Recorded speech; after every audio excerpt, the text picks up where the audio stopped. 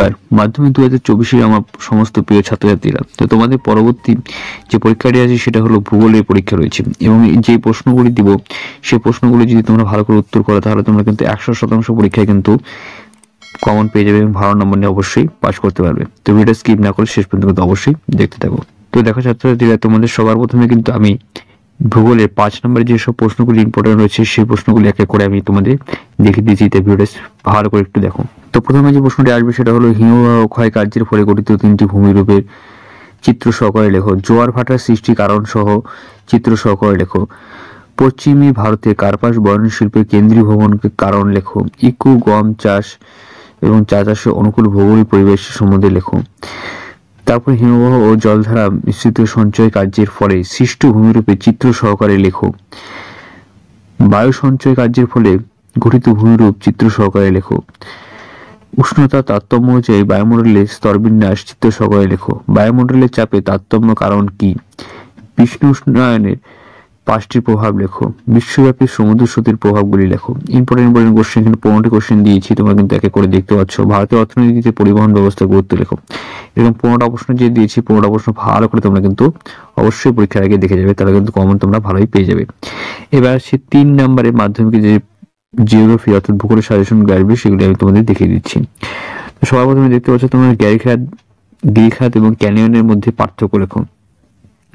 রস এবং মাতানে এবং ড্যাম নির্মাণের মধ্যে পার্থক্য লেখো। বদ্বীপ গঠনের অনুকূল পরিবেশ বা শর্তগুলি লেখো। মরুভূমিতে বায়ুকার্যের প্রধান যে প্রাধান্য যে বেশি দেখা যায় সেগুলি লিখতে হবে। ঝুলন্ত উপত্যকায় কেন জলপ্রপাত সৃষ্টি হয়?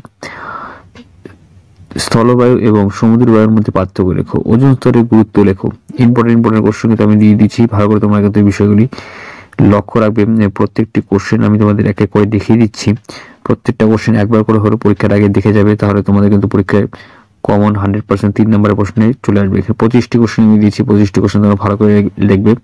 উপগ্রহের চিত্র সহকারে ব্যবহারের গুরুত্ব লেখো। ইম্পর্টেন্ট কোশ্চেন আমি কিন্তু দিয়ে দিয়েছি। তোমরা দেখতে পাচ্ছ ভূবৈচিত্র সূচক এবং মানচিত্র এবং উপগ্রহের সঙ্গে চিত্র পার্থক্য লেখো। এই 25টি কোশ্চেন ভালো করে তোমরা কিন্তু অবশ্যই পেয়ে যাবে। তো এবার আসছি 2 নম্বরের কোশ্চেনে তোমাদের কি কি কমন রয়েছে, ভূগোলে কি কি পড়তে হবে।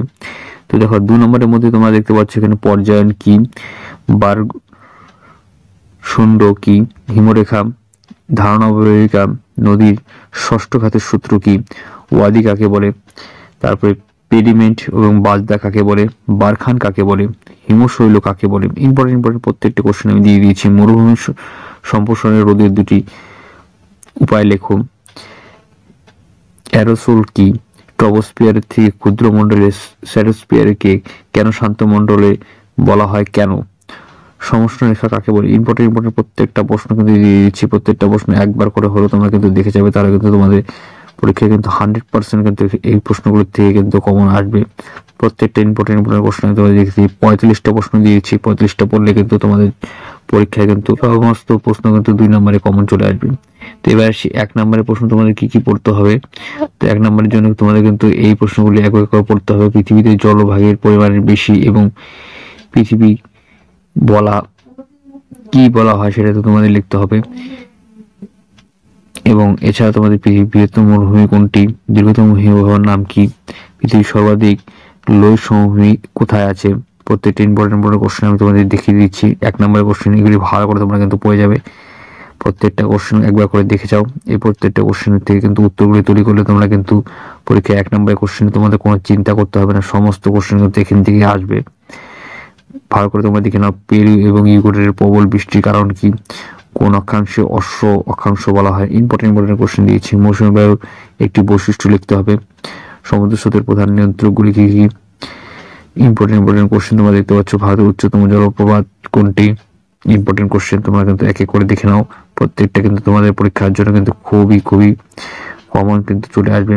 তো প্রত্যেকটা কোশ্চেন একবার করে হলেও তোমরা কিন্তু পরীক্ষার আগে কিন্তু অবশ্যই দেখে যাবে। ইম্পর্টেন্ট কোশ্চেন আমি দিয়েছি 1 নম্বরে, এগুলিকে পড়ে গেলে কিন্তু সব কোশ্চেন তোমরা কিন্তু পরীক্ষায় কিন্তু কমন পেয়ে যাবে। এখানে আমি টোটাল 100টা কোশ্চেন দিয়েছি। স্বাভাবিক উদ্ভিদে টপোশিটে কি রঙে দেখানো হয় সেটা কিন্তু তোমাদের দেখতে হবে। রিমোট সেন্সিং শব্দের অর্থ কি।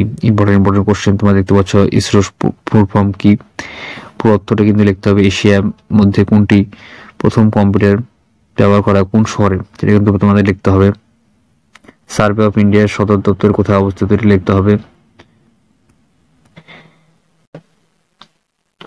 ভূসমলয় উপগ্রহের কক্ষপথ কি বলে, এটাও কিন্তু তোমাদের খুবই ইম্পর্টেন্ট রয়েছে, ভালো করে তোমরা কিন্তু এগুলি পড়ে যাবে। এবার আমি তোমাদের দেখাচ্ছি মাধ্যমিক ভূগোলে ম্যাপ পয়েন্টিং খুবই ইম্পর্টেন্ট, সেটা কি কি তোমাদের করতে হবে সেটা আমি তোমাদের দেখিয়ে দিচ্ছি। তো তোমরা এবারে কিন্তু ম্যাপ পয়েন্টিং তে দেখতে পারবে ইম্পর্টেন্ট যেগুলি আছে সেগুলো আমি তোমাদের।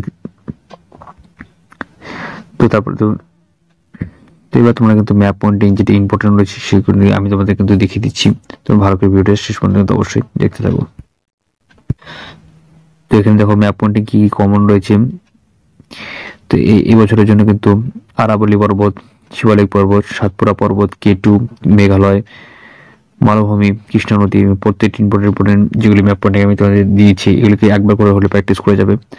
এখান থেকে কিন্তু কমন কিন্তু অবশ্যই কিন্তু চলে আসবে। তো আশা করছি আজকে ভিডিও তোমাদের ভালো লাগছে। Like, share, comment, channel subscribe করে পাশে বেল আইকনটা অবশ্যই প্রেস করুন। ধন্যবাদ ভিডিওটি দেখার জন্য।